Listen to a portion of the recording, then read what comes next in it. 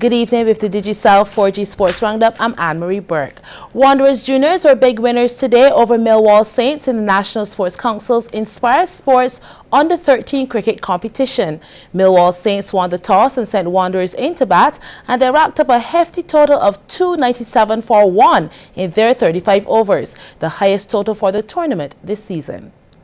Wanderers Juniors had quickly racked up 166 without losing a wicket, and Hayden Hart added 4 to the score before he retired at 57 not out and paved the way for Jacob Bethel. And he picked up where Hart left off, pulling down to mid-wicket boundary. On the other end, Mikel Marshall had racked up 77, and with this 4 moved to 81 as the fielder gave him an easy path to the ropes. But he was gone with the very next ball, right into the hands of Rashad Elcock. Tyrese Payne was the bowler. Bethel continued to beat ball. He was finding the spaces with ease. Nico Rifa also caught the boundary fever, and he dispatched this one beautifully. Here he goes again, timing this one to a T. And in no time with this single, Rifa would get his half century.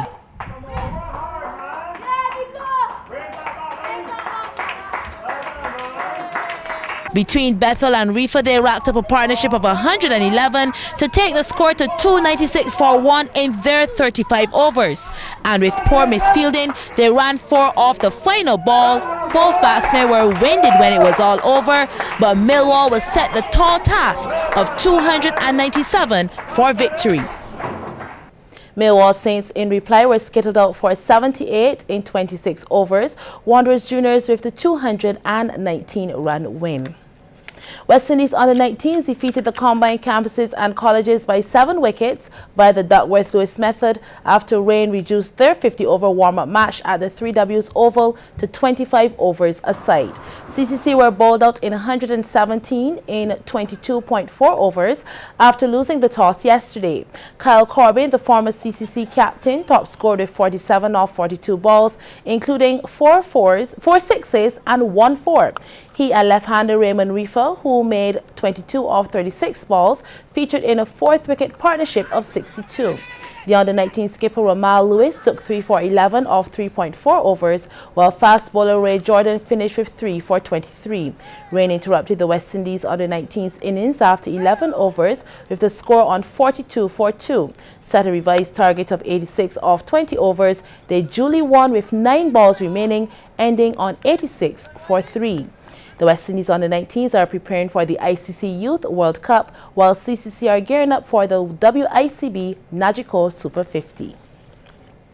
Heather Walker dominated the final day of show jumping at the Big C Stables Invitational.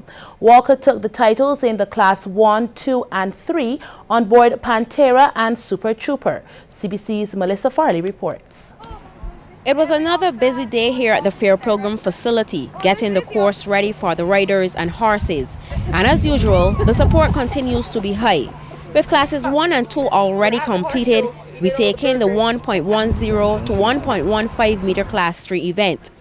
4 riders in this one, and Amik Mackey taking the course first on board Kiwi, 9 jumps to be made, and with no false jumps or time breaks, she posted a time of 56.03 seconds. The impressive Heather Walker was up next with Super Trooper, and with Class 1 and 2 already bearing her name, she was eager to make it 3. And so she erased the target set by Mackey and posted 49.59 seconds. That was now the mark to beat, with only 2 challengers left to try and break it. It was now the turn of Erin Stephanie and Stella Blue, but this one was a rough one for the team. A false here on 6A and a refusal on 6B was the obstacle that saw the pair out of the prize bracket. They finished in 61.93 seconds. Now all Kim Trahane and Logan needed to do was to keep focused, make clean jumps, and try to beat the top 2. But Walker's 49.59 was a little too much to beat, as Trahane finished in 55.03 seconds for 3rd place, 1 second behind Mackey, who took the 2nd spot. We're heading now to the Class 4 event, with 8 younger riders facing 8 jumps of 0.60 meters. Looking at the top three, Jody Langton on board Little Man had a fairly good run, finishing third with a time of 46.15 seconds. That was 0.11 seconds behind second place Rebecca Sumter on Emmanuel, who rode in 46.04. And it was Mia Cothran on board Hayes, who rode to first place in 33.13 seconds to take the Class 4 race. Melissa Fardy, CBC Sports. We take a short break and return with more sporting action. You want your loved ones around to celebrate, especially those living far.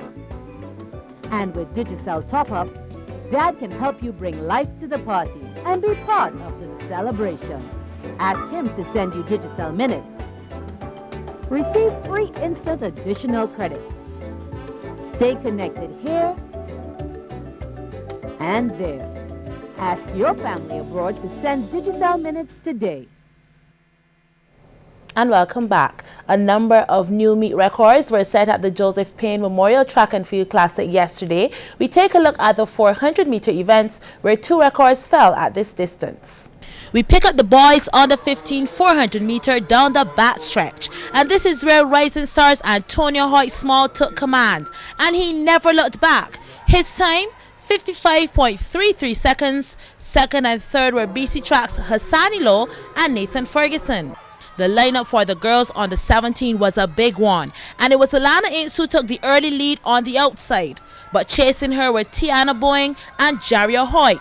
So let's see how it plays out. At the 100-meter mark, Boyne went into another gear. Hoyt was hot on her heels, but Boyne was first over the line, 58.57 seconds. Hoyt, 1 minute 00.24 seconds, and Ince was in for third, 1 minute 00.92 seconds.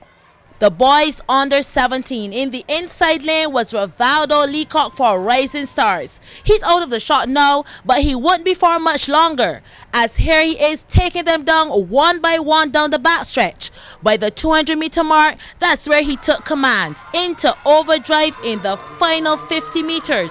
The old meet record of 50.98 seconds was gone with the wind. A new record, 50.72 seconds, and the season is yet young. A fight for second, but his teammates Deshaun Trent and Akeem Calendar would be second and third respectively. Another record would also fall in the open men's event.